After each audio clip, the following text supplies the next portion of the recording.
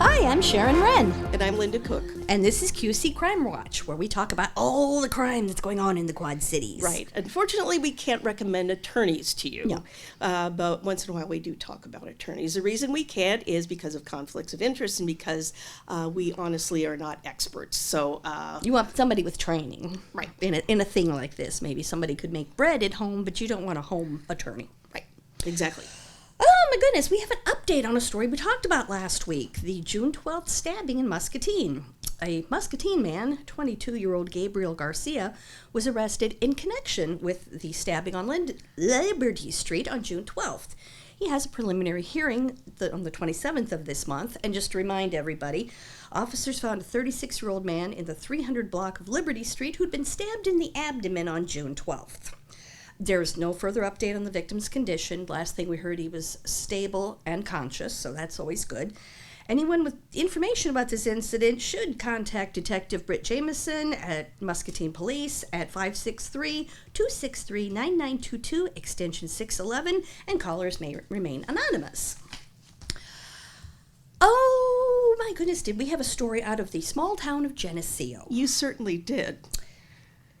4 men from around the Quad City area were arrested in Geneseo, and shockingly, it normally means that someone was busted for drugs on Interstate 80. Not this time. This time, the Illinois State Police Division of Criminal Investigation Trafficking Enforcement Bureau conducted a 2-day human trafficking demand suppression operation in Geneseo on June 11th and 12th. And there's no way I could have read all that without a script. The focus was on identifying people who were seeking to engage in commercial sex acts Okay. to be tasteful. All right. Among the arrested are 47-year-old Ryan Mull of Walnut. He was charged with 2 counts of indecent solicitation of a child, 2 counts of traveling to meet a minor, 2 counts of solicitation, 2 counts of solicitation to meet a child, 2 counts of indecent solicitation of a child, and grooming. These are all felonies, and they range from Class 2 to Class 4. He doesn't have the full set of Class 1 felonies. We also have 31-year-old Juan Soto Dinada of East Moline. He was charged with traveling to meet a minor and solicitation to meet a child, both felonies.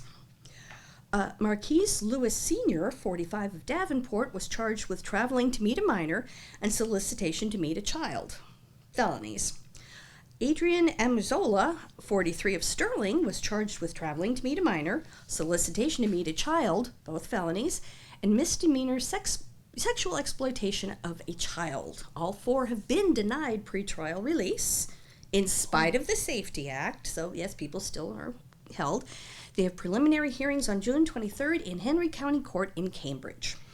Human trafficking is when they use fraud, force, coercion to make somebody engage in commercial sex acts, labor, things like that against their will. So, Sharon, and I'm going to presume this is a sting, what we would call a sting, what I you and I would call so. a sting. And the kind of thing that Chris Hansen started Yes. with his Catch a Predator. Yeah, several agencies working together with the common goal. Right. So we'll keep following these through the Right. courts, correct? Yes. And they may plead to lesser charges, plead guilty. Right. Or they may decide to go for jury or bench trial, right? Right. Jury So- trial, bench trial, that's up to them. So. Okay. So we don't know how this will end up. But No, we're just at the beginning of this one, but I'm always amazed. You and I have written many, many stories about these Right. kinds of things Right. and setups and what we call stings. And I'm always amazed that the defendants will say, "Well, I didn't know that was illegal to speak to someone that was younger." And you it's hear one that a lot. thing, hey, kid that you know that's your cousin's child. Hey, how was your baseball game? Not going up to a child you don't know at all, and Even online. Yes. Even online. And it's not just talk. no, it's scary, icky stuff. It's So- very frightening, and I'm glad we didn't have to grow up with it.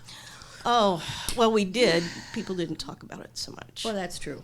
So, Okay. speaking of things that we grew up knowing about, Yes, you've got a story. I have an odd story here. In 1960, which has been quite some time ago, At Starved Rock, 65 years. Oh my God. it's a long time. Oh my. There were 3 women who were killed in Starved Rock State Park. And at that time, and you have to remember, this is pre-internet, instant notification, right? There were no text messages. There's no instant messaging. No. And they're found in a cave. The bodies were found in a cave. One was a woman from Moline, a minister's wife, and they had gone up for the day just to enjoy the park. And at that time, a man named Chester Weger was questioned, arrested, and eventually convicted. Mr. Weger spent a lot of time in prison, and he's been released now. It's a conditional release, but he has served his time after being convicted. I have to stress that. Right. This is just an update on what was previously recorded. Chester Weger died June 22nd from lung cancer in Missouri, and he is survived by 2 children. He maintained his innocence until the day he died. Just this week, his conviction stands, as this is how long it takes some things to unfold. There was an HBO documentary that examined this, and he has always claimed he was innocent. My interest in this is that I went to see him in prison in 1990, let's see, I have to think about this, 94, I believe it was. And so he and I sat in a room together, and I talked to him. I found that he wasn't always, and this is at that moment now, wasn't always all that coherent. He wanted to talk about a lot of Bible verses with me. At one point he said to me, if I'm guilty, then why do people examine this case all the time? Which I found interesting. He said that several times to me, actually. Okay. So Mr. Weger, after we were finished and I had written my story, and I will line them up here, wrote me 3 letters. Oh, my. And one of them is dated March 1st, 95, and I will just read just a smidgen of this. Dear Linda, I am going to show you things from the Bible that no person before me has ever seen. It is not meant to criticize people's religious beliefs. Okay. And he goes on to quote Matthew 1, the book of the generation of Jesus Christ, the son of David, the son of Abraham. Matthew 1:16, and Jacob begat Joseph, the husband of many, of whom was born Jesus, who is called Christ. That is underlined in red. Okay. At that time, I think it was his belief that Bible verses proved him innocent. There are a great many Bible verses here in this letter. I think that Mr. Weger has done his time. I do. I don't believe he is a threat to the community anymore. But the person who prosecuted him, or at least the one I interviewed many, many years ago, has long since died. Mm-hmm. So I would love to talk to Mr. Weger again, but I'm not too sure where he is. Right. If anyone is interested in this story, Steve Stout is a writer who's originally, I think, from Galesburg, from Illinois, like I am. And The Starved Rock Murders is a book, a true story by Steve Stout. If you can get your hands on that, it's really, really interesting. This was never a cut and dried case. And I have my own feelings about this, but I do want to at least say the names of the ladies who were found. Yes. They are Lillian Etting, 50, Frances Murphy, 47, and Mildred Lindquist, 50. They were found outside a cave at Starved Rock. They had gone on a hike. This is a popular getaway for Chicago, and still is, as a matter of fact. It's about 90 miles southwest of Chicago. At the time, Chester Weger was a dishwasher at Starved Rock Lodge. So he was certainly in the area. Yes, he was definitely in the area.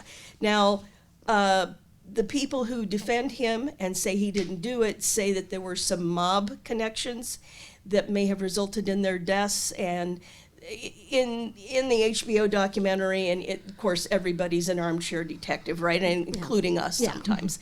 And so it's an interesting story. I encourage you, if you enjoy reading about true crime, to look at it. There are all kinds of photos from back then and recently of Mr. Weger.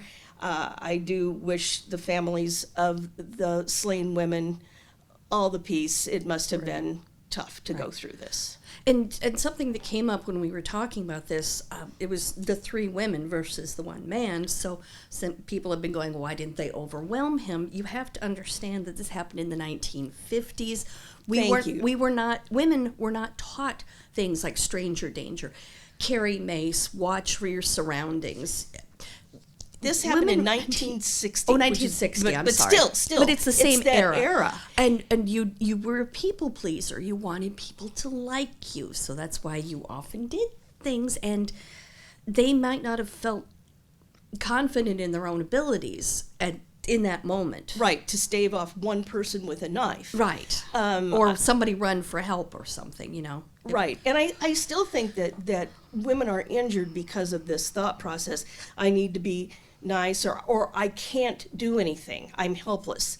Some people still believe that. He's a man, I'm a woman. What can I do? Well, it's surprising.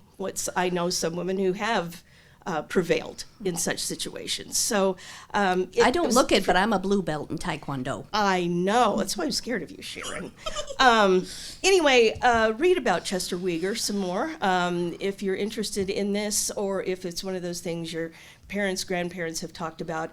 It has never been a case that was an easy solve, and it may not have been. Yeah. Well, we follow up stories to the end and then to some. The end. Mm-hmm. That's right. Oh my. Well, this has been a heck of an episode of QC Crime Watch. Thank you for joining us this week. And keep your doors to your cars locked, even if they're in your driveway, please, because people are still grabbing cars and taking them for joyrides. Yes, and we have a holiday coming up, and we do. Yes, and all sorts of shenanigans might happen, so everybody stay safe.